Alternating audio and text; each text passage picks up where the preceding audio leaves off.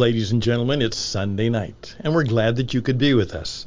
I'm Stan Houston. This is Interesting Ideas, and today we're finishing up the series that we have been doing for the last kind of 10 times.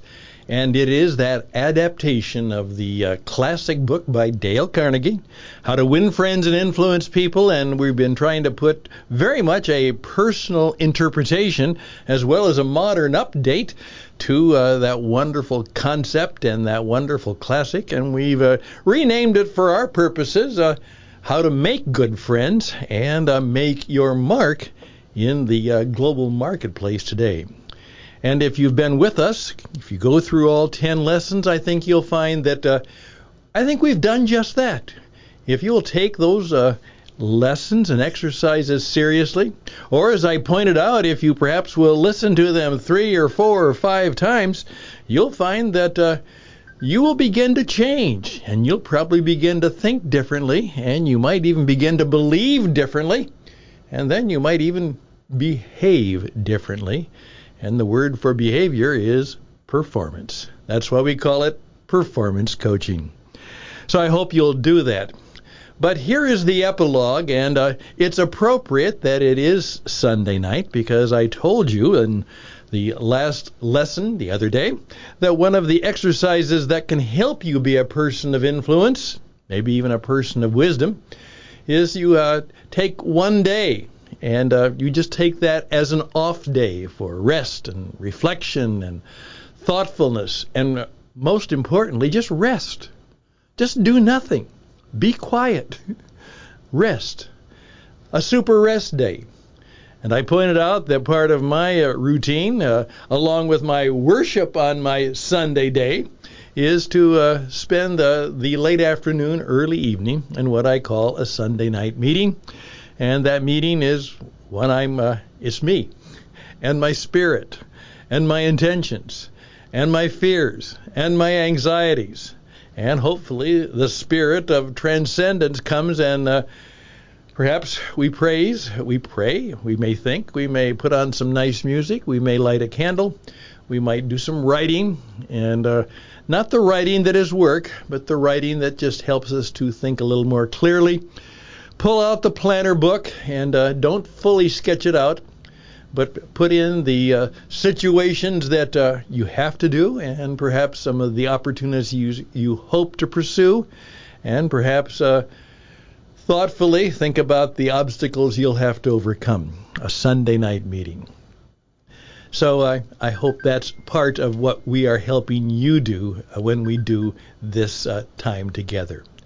So here we go, and now we have an epilogue, and it's only 5 minutes, and it's about, you need to think about 3 different kinds of people who will help you. And you need to search them out, find them. Maybe you might even have to pay them, but not really. It is 3 kinds of people you need in your life if you want to have all of the success in making good friends and making your mark. So would you just carefully listen to this little exposition of a few years ago about how you need to find these 3 people. That part of the program begins right now.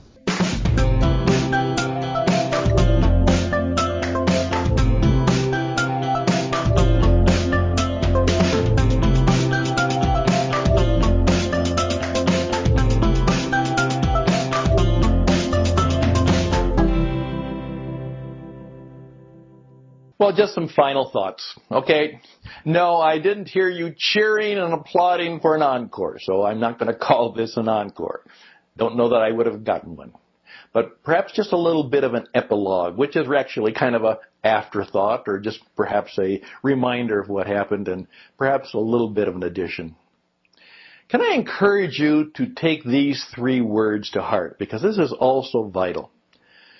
Teacher, mentor, and sponsor. Find yourself the people in life. You may not know them personally. You may have discovered them in your reading or in a class or a course or whatever. But you kind of say about them, which I have said, that person is my teacher. I'm going to learn things from them that can help me be wiser, perhaps kinder, more effective, and live life better. Find yourself and perhaps start to identify those people who could be teachers in your life. The other person that I'm going to encourage you to do some work with is, can you begin to discover what it might be to have or discover or perhaps get connected with a person who can be your mentor? Now, when I have interviewed successful people, and because I've worked with them, I try and get their story, inevitably, they tell me of a couple people who were kind of heroes in their life, who really helped them, who, though they may not have ever used the term, they were mentors to them. They were people who helped them. And I'm going to simply say this: find a mentor and be a mentor. Find one and be one. It's a lost art. In times past, people did not learn business and life by going to college, and they didn't get a master's of business administration. Most people learned how to do life and business because they had a mentor or they were apprenticed to a master. Whether you like him or not, Donald Trump, who's kind of a character right now, at least what he did with his one program was it made the term apprentice respectable. Oftentimes we thought, well, that's just a person who perhaps is learning how to lay bricks. Hey, that's a good thing to do. It's something that a young person does just to get started. No, apprenticeship is a good thing. And we should always be looking for somebody who can mentor us in whatever apprenticeship stage we are in our life and business. So perhaps you need to think about a mentor. And I was sharing this insight with one of my friends who is now considerably older than I am, but has really become a mentor to me. And many years ago, he was one of the top corporate consultants in the world. He's now 90 years of age. And he said, Stan, but remember to tell your people, they need to also look for sponsors. They need to look for people who they can connect with, who will agree to help them be successful, perhaps to sponsor them, to speak for them, to advocate for them, who will, if they want to climb the corporate ladder, they will be there helping them do that. Or they'll be there who will be helping them get contacts and clients and customers if they want to do it on their own. They'll be there to help them meet influential people. Tell them to look and seek and be continually looking for the man or woman who can be their sponsor. Real wisdom from years of experience. And so I simply close with that. I would encourage you to go back and go through the course 2, 3, 4 times. And I would encourage you to be on the lookout for the teachers in your life, the mentors that you can adopt, and the sponsors that might make it all come together. There you go.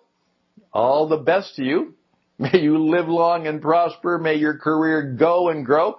And I would love to hear from you as to how it's going for you, because I want it to go well for you.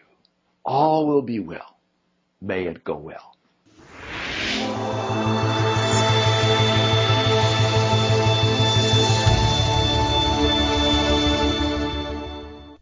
Okay, I'm done.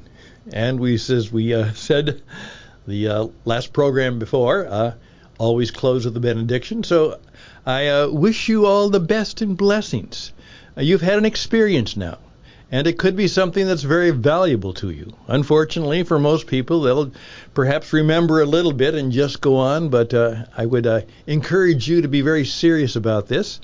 That means you go back and listen again. And if you find out just exactly what most people like me find out, that you could use a coach. You could actually use somebody to mentor you, or you could use somebody who maybe would sponsor you. So I'd like to audition for that position of some way. So if I could be helpful to you and your leadership team, and that's when the coaching gets really powerful. It's not just the executive, but it's his team. And then the executive also goes outside of the levels and outside of the executives, the shirts, as the boys in the shop call them. And you actually do some of the same things with the men and women who actually are on the floor making things happen. Have that kind of a time with them and show that you are not only the leader, you are perhaps the one who also cares and seeks to inspire and also helps them make their mark in their career, in their world, in their experience. And I trust you'll take that challenge quite seriously. If I could bring this program to you or help you by being your coach, I'd be glad to do that. Reach out to me at stanhouston@gmail.com, stanhouston@gmail.com. Best and blessings until perhaps next time. Bye for now.